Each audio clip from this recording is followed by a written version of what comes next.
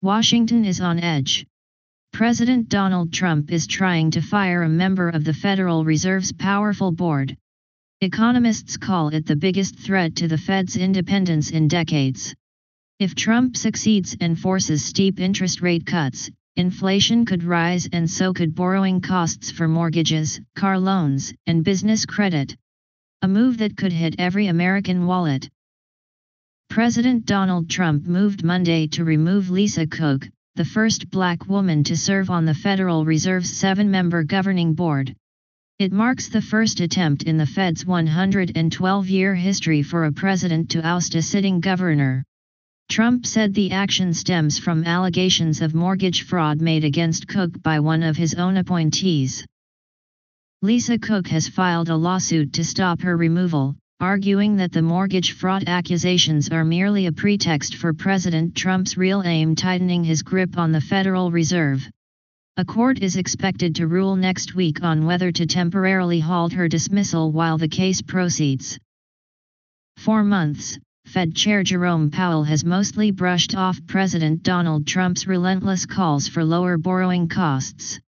But in a closely watched speech on Friday, Powell hinted the central bank might lower rates as soon as its next meeting in September. The decision will be delicate. The Fed must balance the risk of still high inflation with signs the economy could strengthen in the year's second half, conditions that could make a rate cut appear premature. Powell noted that U.S. economic growth slowed sharply in the first half of the year to an annual rate of 1.2%, down from 2.5% a year earlier. He also highlighted a clear cooling in labor demand, raising concerns that unemployment could rise. At the same time, he warned that tariffs are already driving up prices and could keep inflation elevated, a key reason Fed officials remain cautious about further rate cuts. The central bank's benchmark short-term rate stands at 4.3%, influencing borrowing costs for mortgages and auto loans. President Trump, however, has urged a cut to as low as 1%, a move no Fed policymaker supports. President Trump and his administration have openly signaled their intent to gain greater influence over the Federal Reserve. Trump has repeatedly pressed the central bank to slash its benchmark rate to about 1.3% from the current 4.3%. Before targeting Lisa Cook, he frequently criticized Fed Chair Jerome Powell for refusing to lower short-term rates and even threatened to remove him. Some economists agree that the Federal Reserve could ease rates sooner, but almost none support the steep 3 percentage point cut President Trump is urging. Fed Chair Jerome Powell has indicated that a more modest move, a quarter-point reduction, is likely in September. The Federal Reserve has enormous influence over the U.S. economy. When growth slows, it cuts short-term interest rates to spur borrowing, spending, and hiring.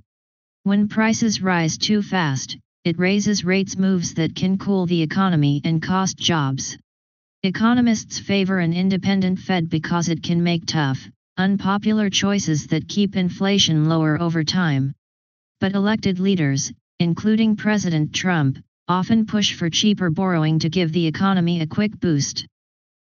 If the Federal Reserve comes under presidential control, the U.S. will likely face elevated inflation for years, warned Elmendorf. He noted that while the Fed sets short-term interest rates, longer-term borrowing costs such as mortgage rates are shaped by financial markets. If investors believe inflation will remain high, they will seek higher returns on government bonds, driving borrowing costs up throughout the economy. Past presidents have also tried to sway the Federal Reserve. In the mid-1960s, Lyndon Johnson pressed Fed Chair William McChesney Martin to hold rates down while funding the Vietnam War and anti-poverty programs. Richard Nixon similarly pushed Chair Arthur Burns to avoid rate hikes before the 1972 election. Both interventions are widely blamed for the persistent inflation of the late 1960s and 1970s. Now Trump argues the Fed should cut rates to ease the federal government's massive $37 trillion debt burden, a move critics say could divert the central bank from its mandate to keep both inflation and unemployment in check.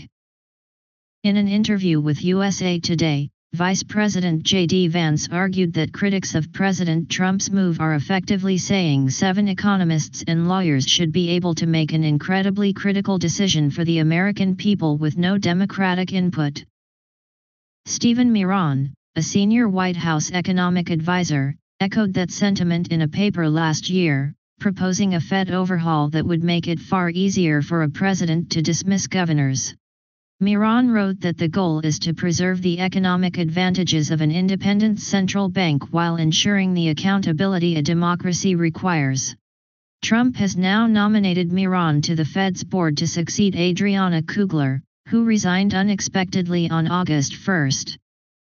President Trump has spent months hurling personal insults at Fed Chair Jerome Powell, but his administration's focus has now shifted to the central bank's structure itself. The Fed sets interest rates through a committee made up of its 7 governors, including Powell, and the 12 presidents of regional reserve banks in cities such as New York, Kansas City, and Atlanta. 5 of those regional presidents vote at each policy meeting. The New York Fed chief always votes, while 4 others rotate. Although each reserve bank's board selects its own president, the Fed's Washington-based governors can reject those choices. All 12 regional presidents are up for reappointment in February, a process that could become far more contentious if the board blocks any of the nominees.